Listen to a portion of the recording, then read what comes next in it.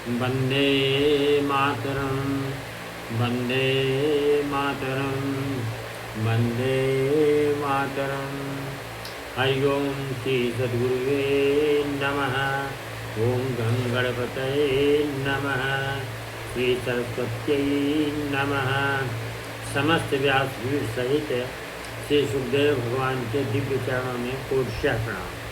नीलाम्बुजश्यामलकोमलाङ्गं सीतासमारोपितवामभागं पाणौ महासायकचारुचापं नमामि रामं रघुवंशनाथं। प्रसन्नवदनं राजीवनेत्रं करुणानिधानं त्रैलोक्यनाथं वन्दे मुकुन्दं पादारविन्दं सीतासमेतं प्रणमामि रामम्। वसुदेवं सुतं देवं कंसचारूरमर्दनं देवकी परमानन्दं कृष्णं वन्दे जगद्गुरुं। करारविन्देन पदारविन्दं मुखारविन्दे विनिवेशयन्तं वटस्य पत्रस्य मुखे शयानं बालं मुकुन्दं मनुसस्मरामि। अतुलितबलधामं हेमशैलावदेहं दनुजवनकृशानं ज्ञानिनामग्रगण्यं सकलगुणनिधानं वानराणामधीशं रघुपतिप्रियभक्तं वातजातं नमामि। श्रिय राममय सब जग जानी करऊ प्रणाम जोरि जुग पानी। सीताराम राम राम राधे श्याम श्याम श्याम। सीताराम राम राम राधे श्याम श्याम श्याम।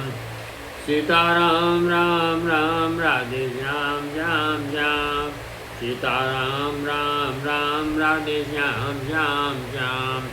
सांब सदा शिव सांब सदा शिव सांब सदा शिव जय शंकर। सांब सदा शिव सांब सदा शिव सांब सदा शिव जय शंकर। 7वां अध्याय का 23वां श्लोक आज पढ़ रहे हैं। आप लोग ध्यानपूर्वक भक्तमयी देवियों उनकी सज्जनों ध्यानपूर्वक आप श्रवण करें, अमल करें और इसको अपने कार्य रूप में परिणत करें। भगवान की भक्ति करें, भक्ति में ही सब कुछ है और कहीं कुछ भी आपको प्राप्त नहीं हो। जो प्राप्त होगा वो परिवर्तनशील होगा, नाशवान होगा, लेकिन भक्ति जो है भगवान तक पहुंचा देने वाली है। अब यहाँ कहते हैं, भगवान ने पहले भी बताया था कि जो देवताओं की पूजा करते हैं तो देवताओं तक ही सीमित रह जाते हैं, वो भगवान को अब मोक्ष को नहीं प्राप्त कर सकते। और जो भगवान का स्मरण करते हैं वो भगवान तक पहुँच जाते हैं।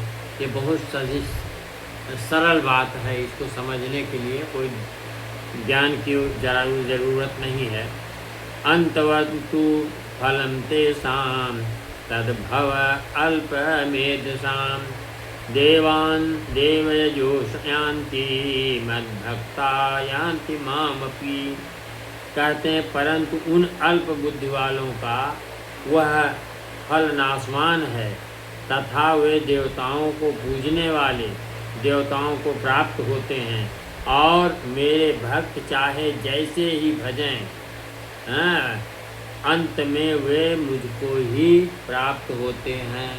गोस्वामी जी ने लिखा है कि भाव कुभाव अनक आलस नाम जपत मंगल दिशिरसं। वो भगवान को ही प्राप्त होते हैं, भगवान को जो स्मरण करते हैं। तो यहाँ पर अर्जुन को प्रश्न हो रहा है कि 15वें श्लोक में जिनको मूढ़ बतलाया गया है और उनमें इन देवताओं की उपासना करने वाले अल्प बुद्धि मनुष्य में क्या अंतर है और इन्हें अल्प बुद्धि कहने का क्या अभिप्राय है।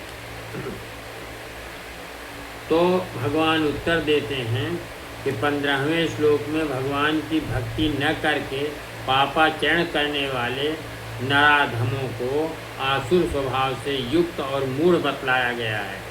यहाँ वे पापाचरण से रहित और शास्त्र विधि से देवताओं की उपासना करने वाले होने के कारण उन लोगों की अपेक्षा कहीं श्रेष्ठ है और आसुर भाव को प्राप्त तथा सर्वथा मूढ़ भी नहीं है, परंतु कामनाओं के वशीभूत होकर अन्य देवताओं को भगवान से पृथक मानकर भोग वस्तुओं के लिए उनकी उपासना करते हैं।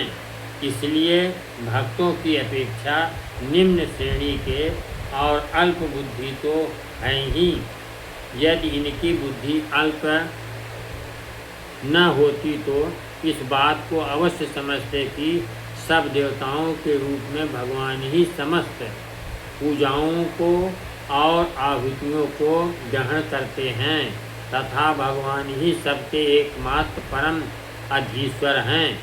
इस बुद्धि के अल्पता के कारण ही इतने महान परिश्रम से किए जाने वाले यज्ञादि विशाल कर्मों का इन्हें बहुत ही छूट और विनाशी फल मिलता है जो देवताओं की पूजा करते हैं। यदि वे बुद्धिमान होते तो भगवान के प्रभाव को समझकर भगवान की उपासना के लिए ही इतना परिश्रम करते, अथवा समस्त देवताओं को भगवान से अभिन्न समझकर, अलग न समझकर भगवत प्रीति के लिए उनकी उपासना करते, तो इतने ही परिश्रम से ये उस महान और दुर्लभ भक्त को प्राप्त करके कृतकृत्य हो जाते हैं। यही भाव दिखलाने के लिए यहाँ अल्प बुद्धि कहा गया है। अब फिर प्रश्न करते हैं, देवताओं को प्राप्त होना क्या है तथा देवताओं का पूजन करने वाले सभी भक्त उनको प्राप्त होते हैं और देवों उपासना के फल को भगवत अंतवंतः क्यों बतलाया गया है। तो भगवान उत्तर देते हैं, जिन देवताओं की उपासना की जाती है उन देवताओं के लोक में पहुंचकर देवताओं के सारूप्य तथा वहाँ के भोगों को पा लेना ही देवताओं को प्राप्त होना है। देवोपासना का बड़े से बड़ा फल यही है, परंतु देवोपासना को यह फल भी नहीं मिलता।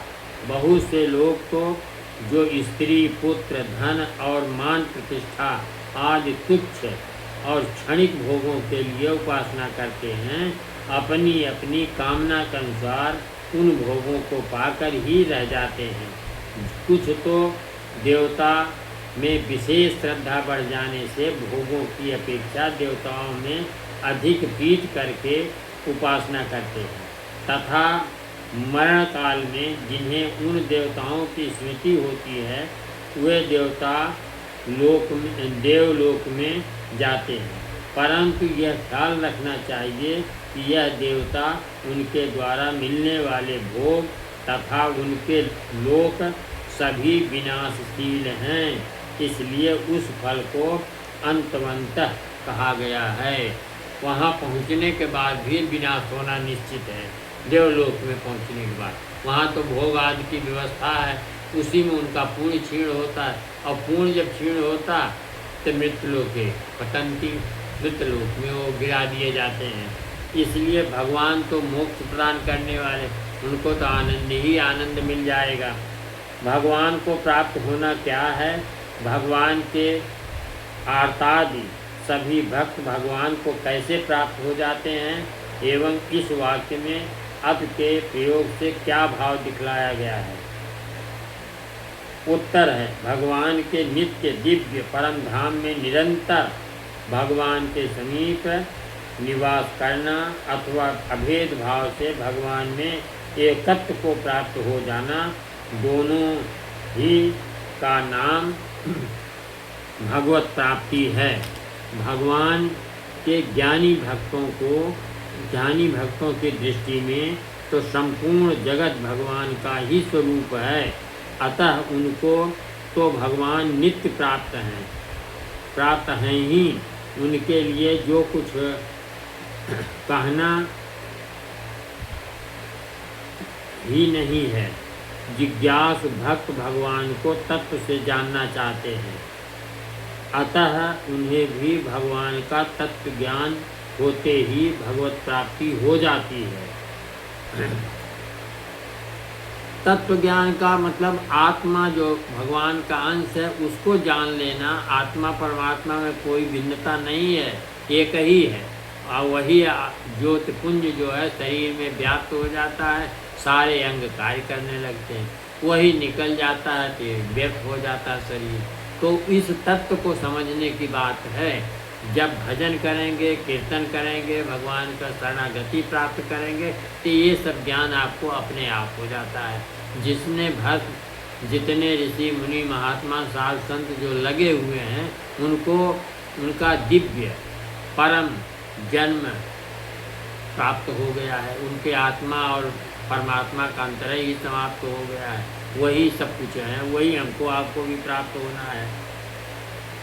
तत्व ज्ञान होते ही भगवत प्राप्ति हो जाती है। रहे अर्थार्थी और आर्त, वे भी भगवान की दया से भगवान को ही प्राप्त होते हैं, क्योंकि हर समय उन्हीं का स्मरण करते हैं। अपनी लज्जा अपना दुख टालने के लिए भगवान का ही स्मरण करते हैं।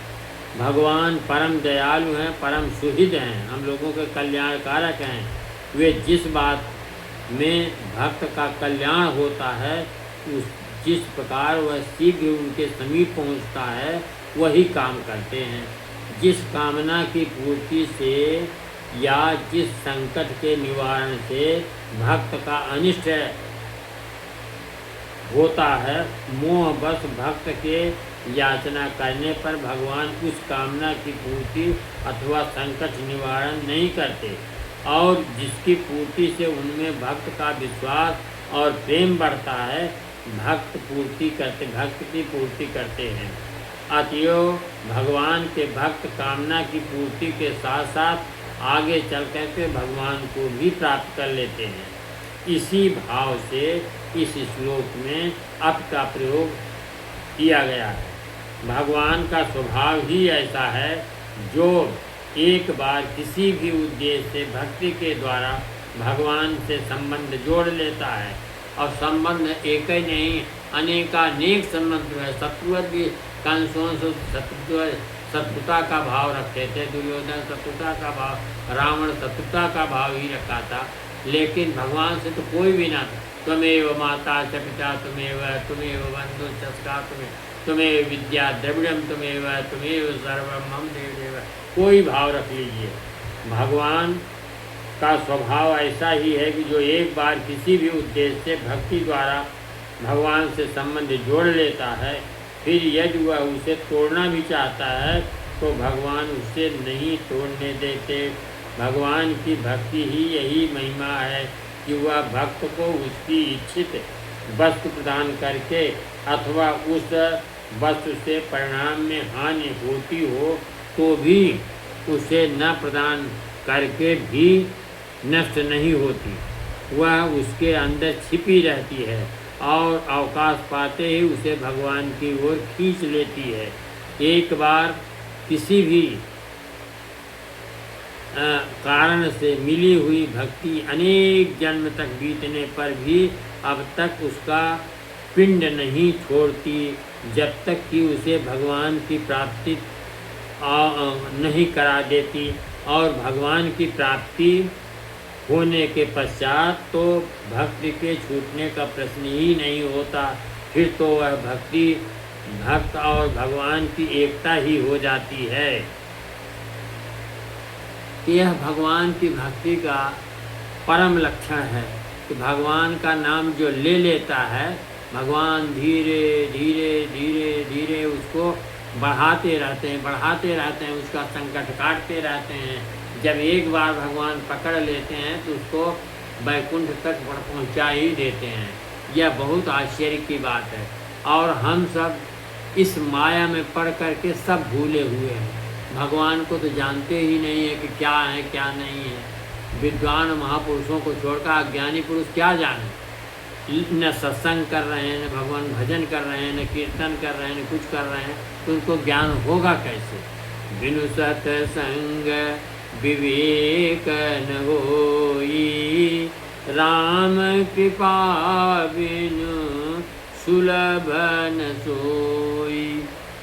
इसमें यही है कि संतों का साथ, भक्तों का साथ, जहाँ भी सत्संग होता हो, सारे अंधकार सत्संग द्वारा निकल जाता है। तब भगवान का, तब मन जो है निर्मल होता है।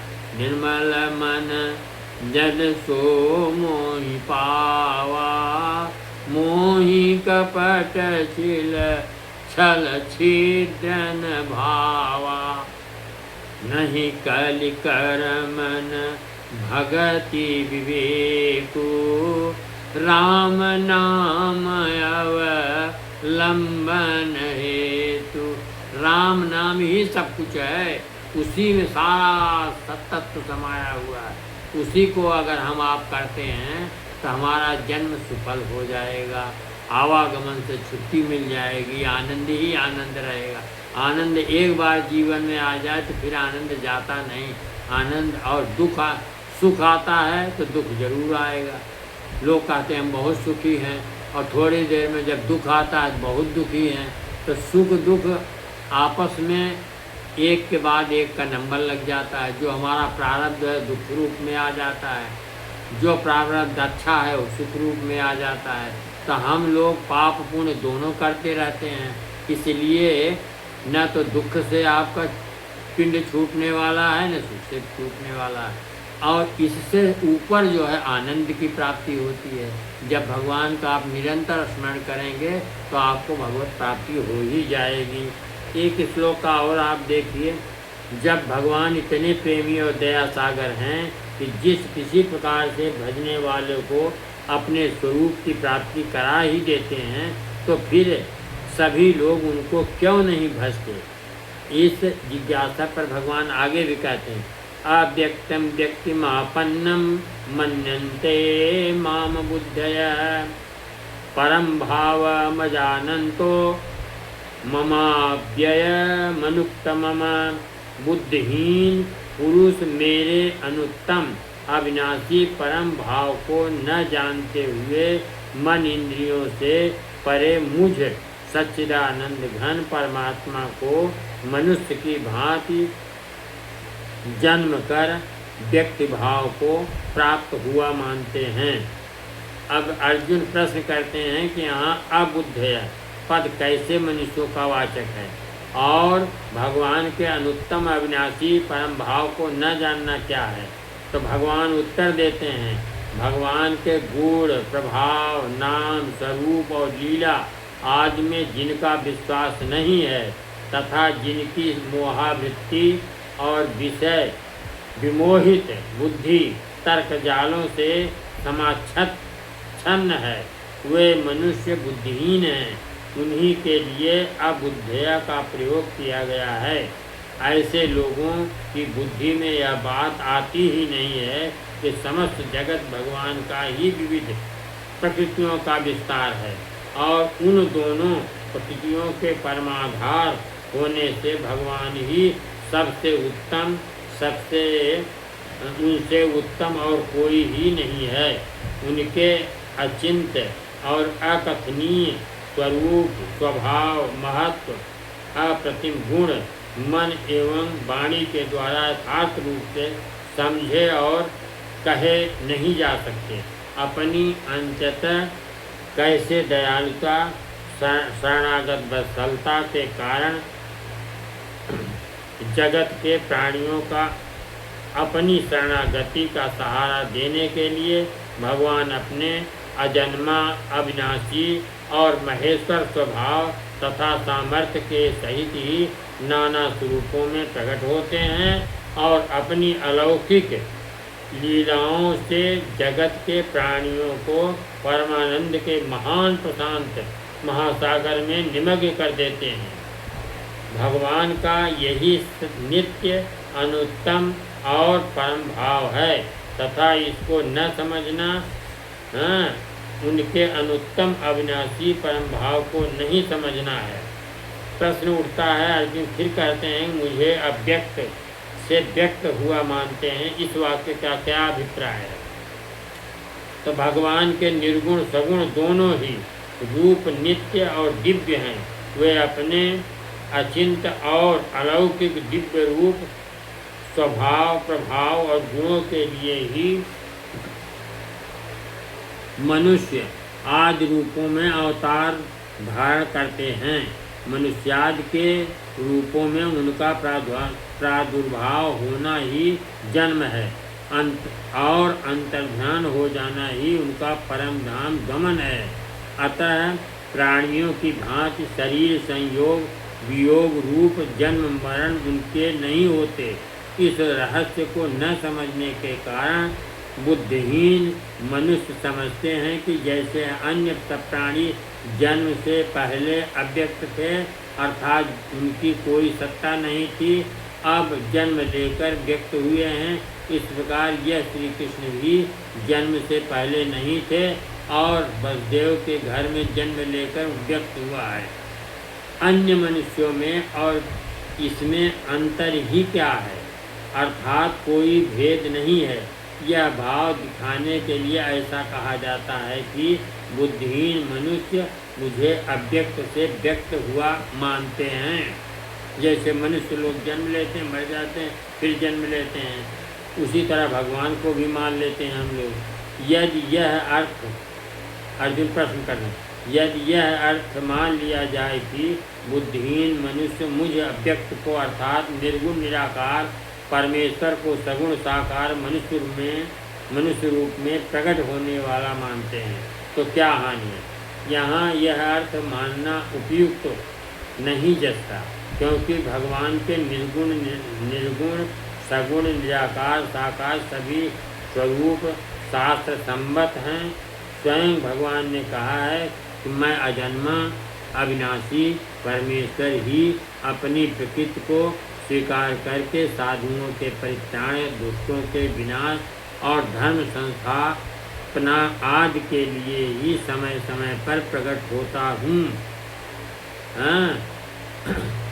अतः उनको बुद्धिहीन मानने पर भगवान के इस कथन से विरोध आता है और अवतारवाद का खंडन होता है, जो गीता को किसी प्रकार भी मान्य नहीं है। प्रश्न उठता है कि यदि यहाँ इसका यह अर्थ मान लिया जाए कि बुद्धिहीन मनुष्य मुझे व्यक्तिमापन्न अर्थात मनुष्य रूप में प्रत्यक्ष प्रकट हुए सगुण साकार परमेश्वर को अव्यक्त अर्थात निर्गुण निराकार समझते हैं, तो क्या हानि है? तो भगवान कहते हैं यह अर्थ भी नहीं जचता, क्योंकि जो परमेश्वर सगुण साकार रूप में प्रकट है वे निर्गुण निराकार भी हैं।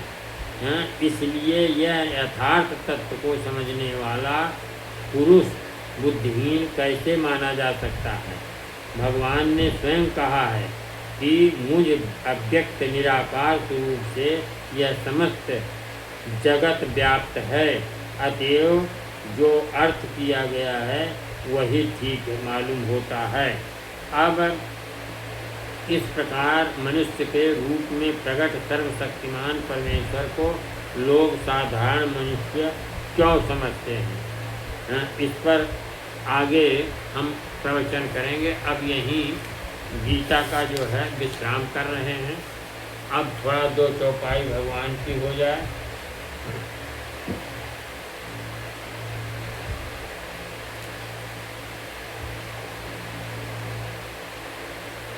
गोस्वामी जी के दो चौपाई हो जाए। कहते हैं हऊँ कहावत सब कहत राम सहत उपहास, साहिब सीतानाथ सो सेवक तुलसीदास। सब लोग मुझे श्री राम जी का सेवक कहते हैं, गोस्वामी जी कह रहे हैं, और मैं भी बिना लज्जा संकोच के कहलाता हूँ। कहने वालों का विरोध नहीं करता। कृपाल श्री राम जी इस निंदा को सहते हैं कि सीतानाथ जी जैसे स्वामी का तुलसीदास जी सेवक हैं। मने भक्त और भगवान दोनों का एक दूसरे का आदर सत्कार दोनों करते हैं। जैसे जिस भाव से गोस्वामी जी भगवान को मानते हैं, उसी भाव से भगवान भी गोस्वामी जी को मानते हैं। भगवान सेवक का कभी निरादर नहीं करते, चाहे जो भाव आप ले लीजिए। आगे कह रहे हैं, अति बड़ी मोर भिठाई खोरी, सुनी अघनर कहूँ ना कैसी कोरी। समुझी सहम मोहि अपर डर अपने, सो सुधिराम कीन नहीं सपने। कहते हैं यह मेरी बहुत बड़ी ढिठाई और दोष है। मेरे पाप को सुनकर नरक में भी नरक भी अपना नाक सिकोड़ लेगा, अर्थात नरक में मेरे लिए कठोर नहीं है।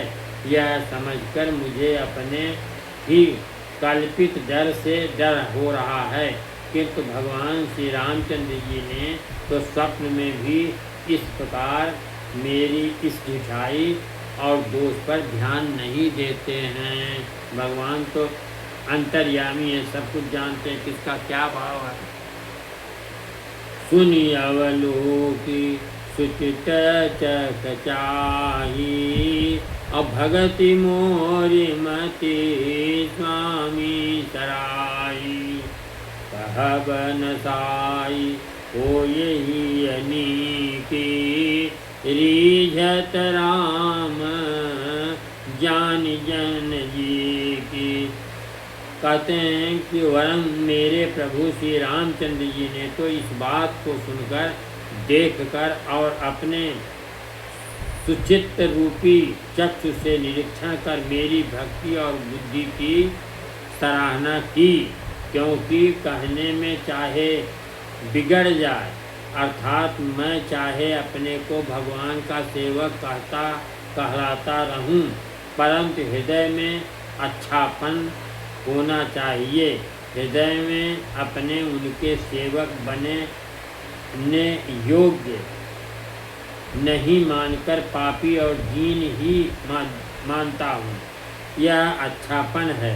श्री रामचंद्र जी भी दास के हृदय की अच्छी स्थिति को जानकर रीझ जाते हैं। हम कैसे भी हों भगवान के भक्त हैं, हमारी सारी आराधना सारा भगवान के लिए ही है। अगर कोई भी हमसे भूल हो जाती है तो भगवान सब अंतर्यामी है, जान लेते हैं और हमको अपना लेते हैं। रहती न प्रभु चित चूप किए की, करत सुरति सय बारहिए की। यही अघ बदेऊ व्याधि जिम बाली, जिम सुकंठ सोई कीन कुचाली। कहते हैं प्रभु के चित्त में अपने भक्तों की हुई भूल चूक याद नहीं रहती, वे भूल जाते हैं और उनके हृदय की अच्छाई नीति को 100 बार याद करते रहते हैं। जिस पाप के कारण उन्होंने बाल का वध की तरह मारा था, वैसे ही कुचाल चित्त सुग्रीव ने चली। सोई कर तूति विभीषण केरी, सपने सोन राम ही हेरी। ते भरत ही भेटत सन माने, राजसभा रघुबीर बखाने। वही करनी विभीषण की थी। श्री रामचंद्र जी ने स्वप्न में भी उनका मन में विचार नहीं किया। उल्टे भरत जी मिलने के समय श्री रघुनाथ जी ने उनका सम्मान किया और राजसभा में उनको गुणों का बखान किया। तो भगवान किसी के अवगुण को नहीं देखते, केवल गुण को ही देखते हैं और सारा संसार केवल अवगुण ही देखता है। हर आदमी का केवल अवगुण देखता है कि इसके अंदर कितना अवगुण है, लेकिन भगवान ऐसा कदाप नहीं करते। वो गुण ही भगवान अपने भक्तों का देखते हैं और अपनी तरफ खींच लेते हैं। भरत तो भक्तों का शिरोमणि है। भरत जैसा भक्त कोई है ही नहीं है। इसलिए जो है भगवान अपने भक्तों का सदा सर्वदा कल्याण करते हैं। अब हम आपकी सबकी यही मनोरथ होना चाहिए कि हम सब भगवान के भक्त बने, चाहे जितना अवगुण हो, काम क्रोध लोभ मोह ईर्ष्या द्वेष जो भी हमारे अंदर अवगुण हो, अगर हम राम नाम का जाप करते हैं तो भगवान सब निकाल बाहर करेंगे और हमको अपना लेंगे। इस तरह से इस पर अमल करने की ज़रूरत है और इसको राम नाम का जप करने की ज़रूरत है।